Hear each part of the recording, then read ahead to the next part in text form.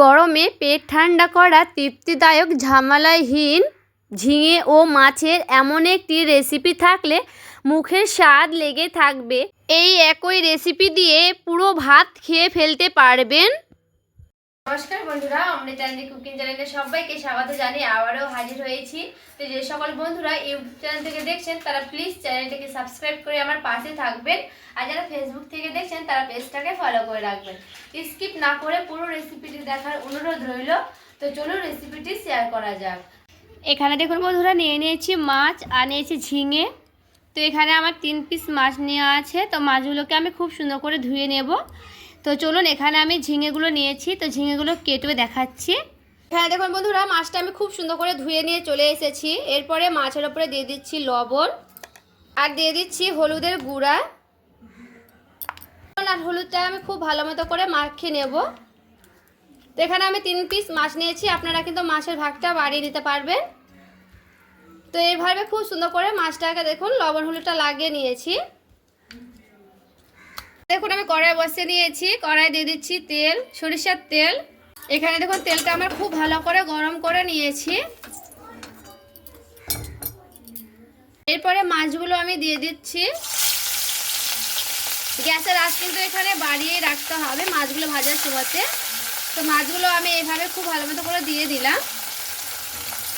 দেখুন মাছটা এক পিঠ হয়ে গেলে হালকা করে এইভাবে আমি উল্টে নিচ্ছি। তো দেখুন এই পিঠটাও আমি খুব ভালো মতো করে লাল লাল করে ভেজে নিচ্ছি। এখানে দেখুন মাছটা আমার খুব ভালো মতো করে ভাজানো হয়ে গেছে লাল লাল করে। তো আর কিন্তু বেশি লাল করব না, এইভাবে ভেজে নিলেই কিন্তু হয়ে যাবে। তো আমি উঠিয়েও নিলাম মাছগুলোকে। এদিকে আমার মাছটা ভাজতে ভাজতে এদিকে আমি অফ ক্যামেরায় ঝিঙে কেটে নিয়েছি আর নিয়েছি আলু। এখানে আমি 2টোর মতো আলু নিয়েছি আর এখানে আমি ঝিঙে নিয়েছি। তো অফ ক্যামেরায় আমি কেটে নিয়েছি, তারপরে ধুয়েও পরিষ্কার করে ধুয়ে নিয়েছি। এরপরে ধুয়ে রাখা আলুগুলো প্রথমে আমি ভেজে নেব।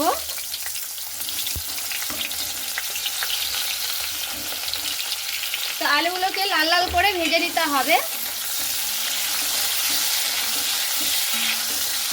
দেখুন আমি আলুটা খুব ভালো মতো করে লাল লাল করে কিন্তু ভাজানো হয়ে গেছে। এরপরে ঝিঙে ধুয়ে রাখাগুলো দিয়ে দেব। এরপরে আলু আর ঝিঙেটাও 2-3 মিনিট একটু ভালো মতো করে ভেজে নেব এইভাবে।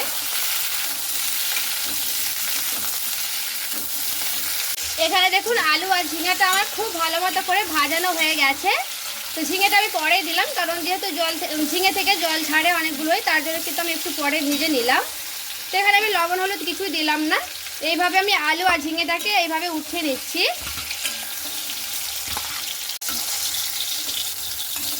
দেখুন সবগুলো কিন্তু উঠানো হয়ে গেছে। করে কেটে নিচ্ছি, একেবারে মিহি মিহি করে পিস করে নেব। এরপরে দেখুন খুব সুন্দর করে মিহি মিহি করে কিন্তু পেঁয়াজটাকে আমি কেটে নিচ্ছি। তো এইভাবে আমি কিন্তু ছোটো ছোটো পিস করে কেটে নিচ্ছি। তো আমি এখানে একটা গোটা পেঁয়াজ দিচ্ছি, আমার একটা পেঁয়াজই লাগবে এখানে। দেখুন কড়াই কিন্তু অল্প পরিমাণে তেল রয়েছে, তো অল্প আমি আরও তেল দিয়ে দিলাম। পরে সেই একটা কেটে রাখা পেঁয়াজটা আমি দিয়ে দিলাম। পেঁয়াজটা আমি এখানে লাল লাল করে ভেজে নেব। এখানে দেখুন আমি একটা মশলা রেডি করে নেব। তো এখানে কি কি নিয়েছি দেখে নিয়েছি আদা, নিয়েছি লঙ্কা, আর নিয়েছি জিরে, আর নিয়েছি টমেটো। তো এগুলোকে আমি একটা মিক্সি বাটিতে দিয়ে দিচ্ছি। দিয়ে দিচ্ছি অল্প পরিমাণে জল। এরপরে খুব সুন্দর করে একটা মিহি পেস্ট করে নেব। তো এখানে দেখুন খুব সুন্দর একটা মিহি পেস্ট করে নিয়েছি, এই যে দেখুন। তো এখানে দেখুন আমার পেঁয়াজটা খুব ভালো মতো করে লাল লাল করে কিন্তু ভেজে নিয়েছি। একটু সময় ধরে একটু লাল লাল করে ভেজে নিতে হবে পেঁয়াজটা। এরপরে যে মশলাটা আমি পাতিতে ঢেলে নিয়েছিলাম, এরপরে আমি দিয়ে দিচ্ছি সবগুলো মশলা। এরপরে দিয়ে দিচ্ছি পরিমাণ মতো লবণ,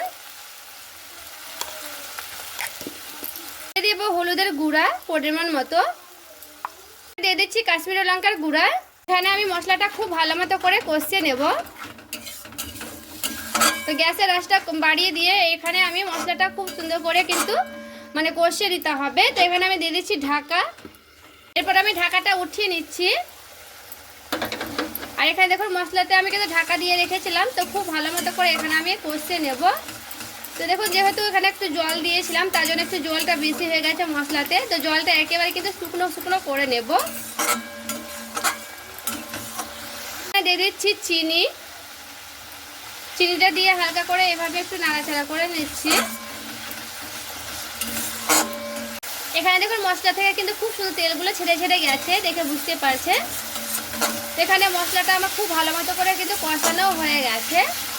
এরপরে ঝিঙে আর আলুটা মানে ভেজে রেখেছিলাম সেটা আমি দিয়ে দিচ্ছি। এরপরে ঝিঙে আলুর সঙ্গে খুব সুন্দর করে মশলাটা আমি কষতে নেব। দেখুন এখানে আমার খুব ভালো মতো করে কিন্তু নাড়াচাড়া করানো হয়ে গেছে।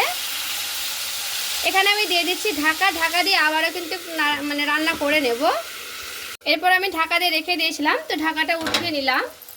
এখানে দেখুন খুব সুন্দর করে কিন্তু তেলগুলো ছেড়ে ছেড়ে গেছে, দেখে বুঝতে পারছেন। সাইড থেকে কিন্তু খুব সুন্দর তেল ছাড়ছে। তো এখানে আমার মশলাটা পুরোপুরিভাবে কিন্তু কষানো হয়ে গেছে আলুর সঙ্গে আর ঝিঙার সঙ্গে। তো দেখে বুঝতে পারছেন কালারটা একেবারে কিন্তু চেঞ্জ হয়ে গেছে। দেখতে কতটা মানে কালারটা লাগছে, দেখতে কিন্তু খুবই সুন্দর হয়েছে। তো এইভাবে আমার খুব ভালো মতো করে কিন্তু কষানো হয়ে গেছে। এখানে আমি দিয়ে দিচ্ছি জল, মাপ মতো দিয়ে দিচ্ছি, কারণ এখানে আমার আলুগুলো খুব ভালো মতো করে কিন্তু সেদ্ধ করতে হবে। আলুগুলো কিন্তু পুরোপুরিভাবে সেদ্ধ হয়নি। তো এখানে আমার খুব ভালো মতো করে দেখুন একটু নাড়াচাড়া করে নিচ্ছি। এখানে তো আলুটা আমি খুব ভালো মতো করে সেদ্ধ করে নিচ্ছি, তারপরে আবারও ফিরে আসছে। আলুগুলো কিন্তু খুব সুন্দর পারফেক্টভাবে সেদ্ধ হয়ে গেছে। তো এরকমই কিন্তু আমি হালকা পাতলা ঝোল রাখবো, বেশি আর ঘন করব না, এরকমই কিন্তু আমি রেখে দেব। এরপরে যে তিনটে আমি ভেজে রাখা মাছগুলো রেখেছিলাম এরপরে দিয়ে দিচ্ছি। এরপরে মাছটাকে দিয়ে হালকা করে এভাবে একটু নাড়াচাড়া করে নিচ্ছি। দেখুন আমার মাছটা দিয়ে 1-2 মিনিটের মতো ফুটিয়ে নিয়েছি। এখানে আমি ধনেপাতা কুচনোটা দিয়ে দিচ্ছি। ধনেপাতাটা দিয়ে একটু হালকা করে নাড়াচাড়া করে নিচ্ছি। এরপরে আমি নামিয়ে নিচ্ছি, তারপরে দেখাচ্ছি কেমন হয়েছে। আর এই দেখুন বন্ধুরা, ঝিঙে আলু দিয়ে মাছের রেসিপি দেখতে কতটা লোভনীয় হয়েছে। এইভাবে কিন্তু খেতেও দারুণ লাগে। প্রচণ্ড গরমে কিন্তু হালকা পাতলা এই ঝিঙে দিয়ে আলু মাছের রেসিপিটি একবার হলো ট্রাই করে দেখবেন। খেতে তো বন্ধুরা দুর্দান্ত হয়। এইভাবে আমার মতো করে একবার হলো ট্রাই করে দেখবেন। অনেক রকম করে তো রান্না করেছেন, একবার হলো আমার মতো করে এইভাবে রান্না করবেন। তো বন্ধুরা আজকের আমার এই ঝিঙে আলু রেসিপিটি কেমন লেগেছে অবশ্যই আমাকে কমেন্ট করে জানাতে ভুলবেন না। তো ভালো লেগে থাকলে প্লিজ একটি লাইক করবেন আর চ্যানেলটাকে সাবস্ক্রাইব করে আমার পাশেই থাকবেন। তো দেখা হচ্ছে আর একটি রেসিপির সঙ্গে। সবাই ভালো থাকবেন, সুস্থ থাকবেন।